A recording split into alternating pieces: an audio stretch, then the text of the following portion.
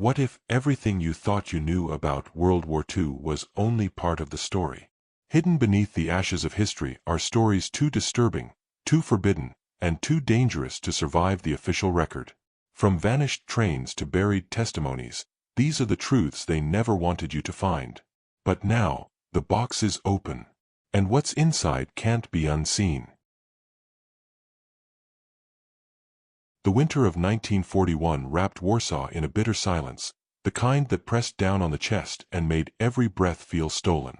Inside the Warsaw Ghetto, where disease and starvation were daily visitors, survival meant more than just food. It meant holding on to identity, to memory, to something human. Eliash Lewin, a quiet man with round glasses and ink-stained hands, believed that stories could survive where people might not. By day, Eliash managed the Ghetto Archive, a small and overlooked facility permitted by the Nazi authorities to document births, deaths, and work assignments. It was a thinly veiled propaganda effort, designed to project a false sense of order. But Eliash had a different agenda.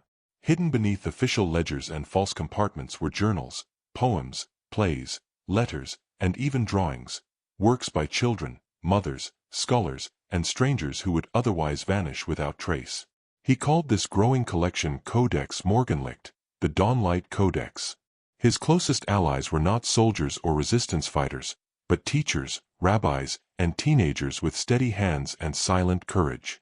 Each week, a boy named Marek would sneak out through a sewer tunnel carrying small bundles of papers sealed in oilskin, depositing them in various hiding places scattered across Warsaw, under church floorboards, behind library walls, and in abandoned crypts. Eliash never carried a weapon. He believed memory was sharper than any blade. One night in spring 1942, a woman named Anka arrived at the archive. Her husband had been taken during a sweep the week before. She carried a bundle of pages wrapped in fabric, her husband's diary, written in haste over the previous year. She pressed it into Eliash's hands without a word, her eyes red and hollow. He nodded silently and placed it inside a hollowed-out copy of Goethe's Faust. The codex grew. Over time, it came to include recipes scribbled in margins, coded love letters between a young couple separated by barbed wire, and a full Yiddish play written by an aging dramatist who once filled theaters in Krakow. It held maps, notes on Nazi troop movements, smuggled photographs, and a chilling inventory of deportations that Eliash tracked with grim precision. Every time Eliash buried a new container, he muttered a single phrase to himself: "They will not erase us." But danger was closing in. In July 1942, the Great Deportation began. Thousands were herded onto cattle cars, bound for Treblinka. One morning, Eliash arrived to find the archive ransacked. Piles of ash smoldered where his tables had stood. But they had found only decoys, duplicate records, and harmless letters. The real codex was already scattered across the city, buried in earth and memory. He knew his time was short. That night, Eliash took the final volume he'd compiled, a thick leather-bound journal containing the testimonies of 27 survivors of the Lodz ghetto, and walked into the cold. He carried it to the oldest part of Warsaw, to a crumbling brick synagogue set for demolition. Beneath its foundation was a crawlspace long forgotten. He wrapped the journal in wax cloth, placed it in a metal box, and sealed it shut. Then he whispered a prayer, not of mourning, but of resistance. A month later, Eliash was taken during another sweep. No one saw him again. Years passed. The war ended. The Warsaw Ghetto became rubble. Streets changed names. Buildings were razed over the ashes. In 1982, during a restoration project on the old synagogue, workers discovered a rusted metal box beneath the foundation. Inside was the last volume of the Codex Morgenlicht. Word spread. Historians and scholars began tracing the hints Eliash had left behind. Small markers carved into stone, fragments of coded street maps found in old archives. By 1997, 17 caches had been recovered. They contained over 9,000 pages of documentation, diaries, essays, letters, drawings, and resistance plans. The codex became a cornerstone of Holocaust memory in Poland and beyond. Today, in the Museum of Jewish Heritage in Warsaw, a replica of Eliash's desk stands beneath glass. On it lies the original Goethe volume, still hiding Anka's diary. Next to it, a plaque reads, "He fought with ink, so the world would never forget." No known photograph of Eliash Lewin survives. But in the voices he preserved, in the trembling hand of a child's drawing, in the fury of a poet's words, he lives on. Not as a soldier, but as a guardian of truth. In the glittering salons of Berlin's wartime elite, where uniforms gleamed and champagne still flowed, no one suspected that the greatest threat to the Reich sat beneath the spotlight. Her name was Ulrike Schreiber, a celebrated soprano known across Germany for her soul-piercing arias and haunting renditions of Wagner.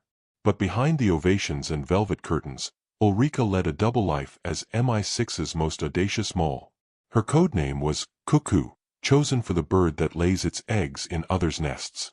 Fluent in both English and German, born in Dresden but raised in London, she was recruited in 1937 after returning to the UK for a performance at Covent Garden. British intelligence had seen her potential not just as an asset, but as a symbol. If she could penetrate the heart of Nazi culture, perhaps she could listen, observe, and eventually turn art into a weapon. In 1942, Ulrike was invited to perform at a gala in Berlin attended by top Luftwaffe officers. Among them was General Erich von Mahler, architect of the night bombing campaigns over Britain. Ulrike captivated him, not just with her voice, but with her knowledge of aviation history. Within weeks, she was regularly invited to perform at private military gatherings, where officers let down their guard over wine and melody. MI6 had given her a piano fitted with a hidden transmitter, disguised in the pedalboard. Each performance carried more than music.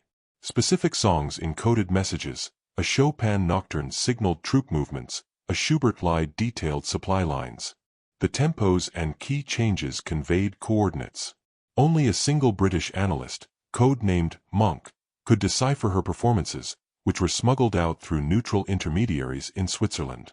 One particularly critical concert took place in May 1943. At a private estate near Potsdam, Ulrike sang an obscure piece by Heinrich Marschner. Hidden within its phrases was a warning: Operation Himmelsturm, a planned surprise raid on British radar installations in Kent. 3 days later, the RAF was waiting. The German raid was repelled before it even reached the Channel. As her fame grew, so did the risk. Ulrike was summoned to perform at Hitler's mountain retreat in Berghof. Surveillance there was tight. She left her transmitter behind, relying instead on subtle changes in her lyrics to signal distress. British intelligence feared she would be exposed, but she returned unscathed, carrying in her memory the layout of the compound and details of a shifting strategy toward the Eastern Front. Not everyone in MI6 believed in her. Skeptics claimed her reports were too poetic, her methods too abstract. But the results were undeniable: U-boat convoys intercepted, bombing targets adjusted, Nazi airplanes disrupted. By 1944, Ulrike's name was whispered with reverence in the shadow corridors of Whitehall. Her final broadcast came on a bitter night in February 1945. In a Berlin studio surrounded by crumbling walls and the distant thud of artillery, Ulrike performed Die Gedanken sind frei, Thoughts Are Free. The haunting folk song, banned under Nazi censorship, was a coded declaration that she could no longer remain. The performance reached London. Monk deciphered it immediately. The Soviets were 2 days from Berlin. Her message included the last known location of General von Mahler, who had escaped capture for months. British agents passed the information to the Red Army, which later confirmed his arrest near Dresden. Ulrike vanished the next day. Some say she escaped through a Red Cross convoy disguised as a nurse. Others claim she died in the bombing that reduced the Berlin radio studio to rubble. No body was ever found. In 1963, a woman using the name Anna Kessler was photographed in Buenos Aires, singing to a small crowd in a cafe. The image was blurry, but the eyes, some said, were unmistakable. MI6 officially closed her file in 1972. Decades later, in 1998, declassified documents confirmed her existence and her code name. Among the files was a handwritten note addressed to Monk, containing only a single phrase: "I sang what I could not speak." Today, in a glass case in London's Imperial War Museum, sits the modified piano used to broadcast her codes. On the music stand rests a sheet of her final song, marked with faint pencil notations. Ulrike Schreiber never received medals. She never wrote memoirs. But her voice, shifting between aria and code, helped reshape the course of the air war over Europe. In the chaos of history, she remains both myth and fact, the spy who turned music into resistance. The monsoon rains fell like cannon fire over the jungles of northeast India in 1944, turning the earth into thick rivers of mud and the sky into an endless drumbeat. On the edge of the Indo-Burma border, amidst a forgotten stretch of mountain known as the Covert Valley, the 7th Assam Rifles vanished. They were 213 men, Indians trained under British officers, hardened by jungle warfare, fluent in the terrain, and assigned a brutal task: hold the valley against the Japanese 33rd Division long enough for Allied reinforcements to arrive at Impol. It was to be a 3-day mission. They never returned. For decades, the fate of the battalion was a footnote in the archives, marked, presumed lost in action. But whispers lingered in the hills of Manipur. Local villagers spoke of cursed caves and ghost drummers in the mist. Then, in 1975, a British mountaineering expedition stumbled across rusted rifles, collapsed tents, and a field journal protected inside a rusted ammunition box. The last entry read, "Still no word. Supplies gone. We make our stand here. God watch over us." The documentary traces the battalion's journey from their deployment at Kohima to their final radio contact deep in the jungle. Their commanding officer, Captain Rajinder Pratap Singh, was only 26 years old, Cambridge-educated, and deeply loyal to both his Indian heritage and the British Crown. Letters to his sister, recovered years later, spoke of his doubts about the war and his quiet hope that India would someday be free, though not through violence. Their last transmission came on June 14, 1944. Position held. Outnumbered. Ammo low. Morale strong. Will resist to the end. After that, silence. What followed, according to local oral history, was a grim and calculated choice. With the Japanese advancing from 3 sides, cut off from supplies, and wounded piling up, the battalion sought refuge in a cave system known only to the native Tangkhul tribesmen, who had long held the area sacred. But this wasn't a retreat. It was a last stand. Archaeologists who examined the site decades later found evidence of complex booby traps, tripwire explosives, sharpened bamboo spikes, and even hidden tunnels designed to collapse with minimal force. It was as if the soldiers intended to seal themselves, and their secrets, away from the world. Inside the largest cave chamber were 62 dog tags arranged in a circle, alongside a sealed metal drum. Inside were pages of code, detailed maps of Japanese movement, and a letter signed by Captain Singh. "We gave our lives not to win, but to slow the hand of defeat. If these words survive, let the world know we did not vanish, we chose how we ended."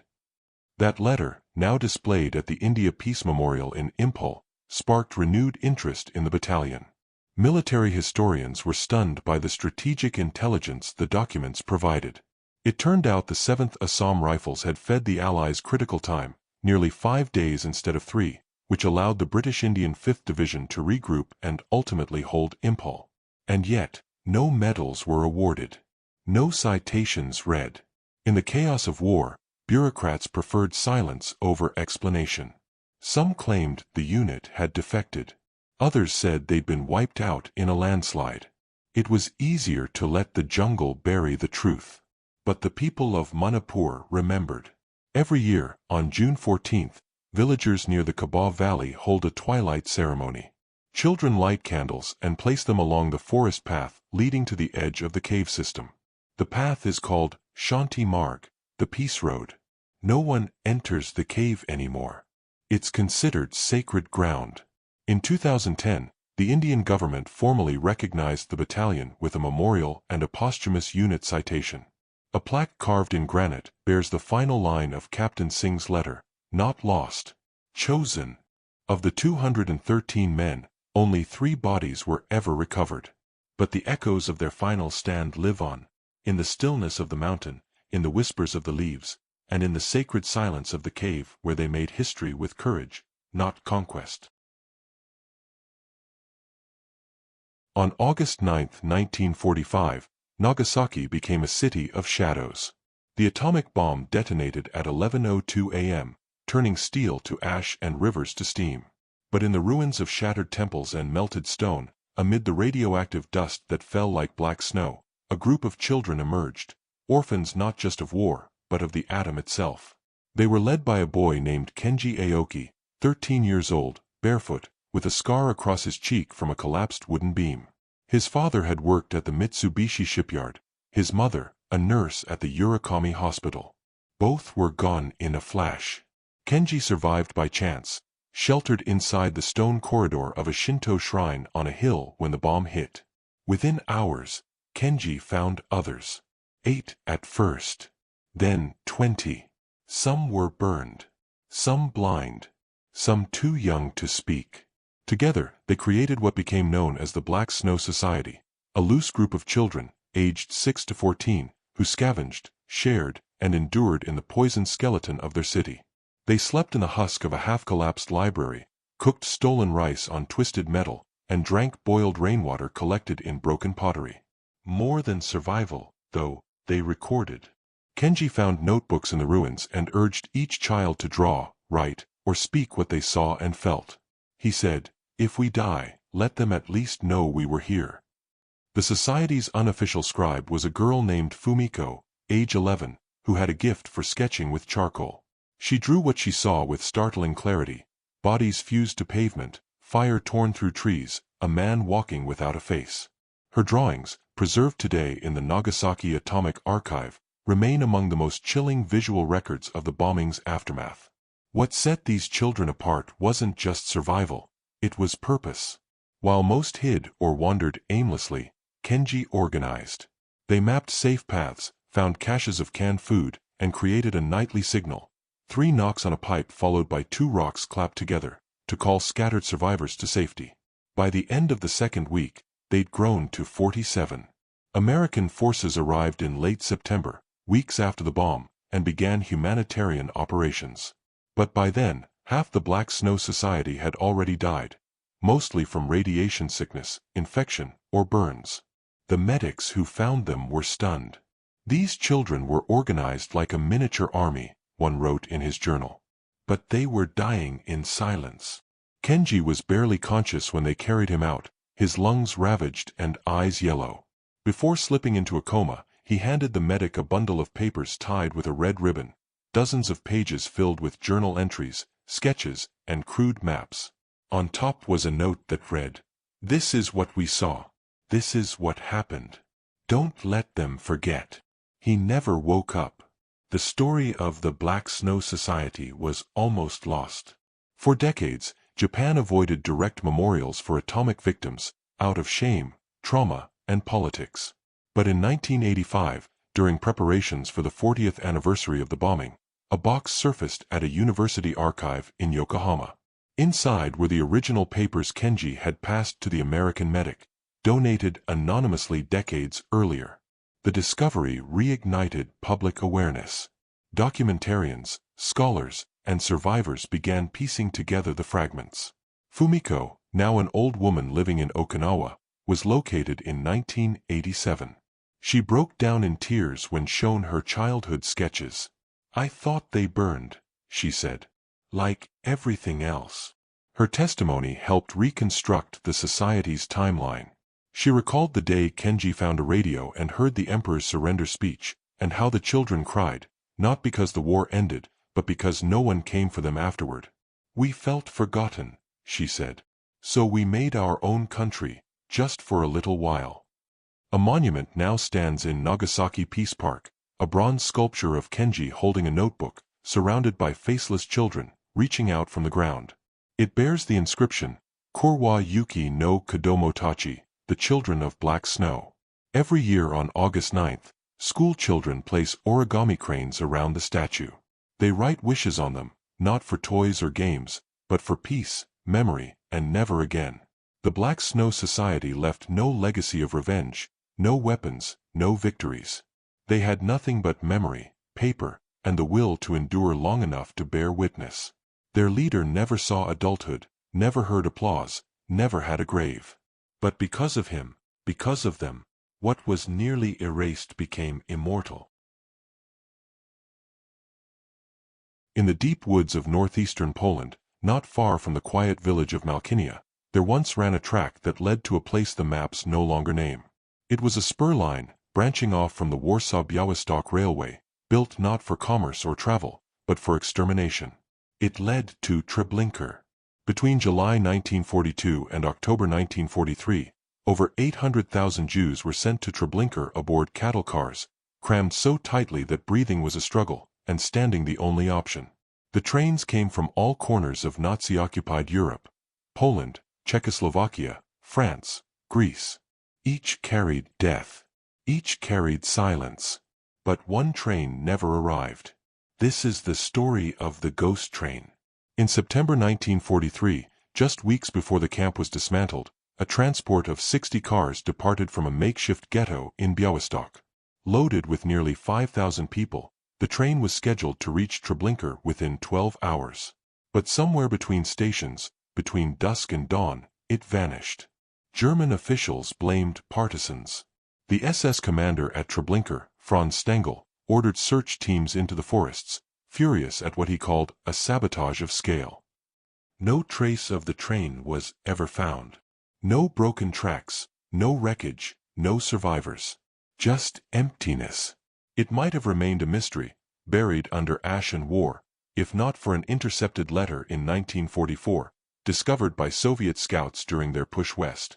The letter, sent by a German railway engineer named Oskar Lenz, was addressed to his wife. "I have seen strange things, Erna. That night, the train bound for T did not pass my post. I waited with the torch, as I always do. I heard the whistle. I saw the steam. But when I stepped out, nothing. No cars. No crew. Just wind. I went home and drank until morning." The Allies dismissed it as drunken delusion. But after the war, testimonies emerged, unofficial, fearful, half-whispered. A Polish farmhand claimed he saw lights moving deep in the woods, where no rails were laid. A former Wehrmacht signalman recalled that the telegraph lines went dead for 5 minutes that night. A priest in Lomza spoke of a vision, a train filled with burning faces, passing through the clouds. It was decades later, in 1981, that a breakthrough came. During logging operations in the WWII forest, workers unearthed a section of old steel track buried beneath layers of moss and root. The rails curved away from the main line and vanished into a hill. Out of the discovered section, they found remnants: shattered glass, a rusted axle, and a wooden board with Hebrew letters faintly visible. Holocaust historians flocked to the site. Among them was Dr. Leah Grunfeld, the daughter of Białystok survivors. She led a team that uncovered not just the track but a collapsed tunnel entrance hidden beneath the soil.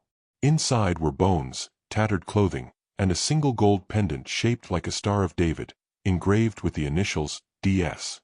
Grunfeld's theory was radical: a coordinated escape, orchestrated by Jewish resistance fighters who had infiltrated the train crew. With stolen tools and support from partisans, they had rerouted the train onto an old industrial spur from World War I, tracks abandoned and forgotten. The tunnel, originally built for mining, became their refuge. But how could thousands vanish? Interviews with local villagers revealed fragments of the truth. One old man, then a boy of 9, remembered his father taking him into the woods and showing him angels without shoes. The villagers, many sympathetic to the Jewish plight, had sheltered those who emerged. Others were taken across the border into Belarus by Soviet partisans. Not all survived, but many did. In 1992, a woman named Daniela Stein came forward in Tel Aviv. She was 58, raised in silence by adoptive parents in Minsk. Her mother had died in the forest, she said, after fleeing a tunnel. Her last words were, "We left the train. We made it out." Daniela wore a gold pendant. Her DNA matched one of the bone fragments found at the tunnel site. Her testimony, and her existence, confirmed what had once seemed impossible: that a train bound for Treblinka had escaped, not by miracle, but by courage, coordination, and the desperate refusal to die quietly. Today, the site of the tunnel is a memorial. A single rail juts from the earth like a broken spear. Visitors leave pebbles, prayers, and notes scrawled with the names of relatives lost in the Holocaust.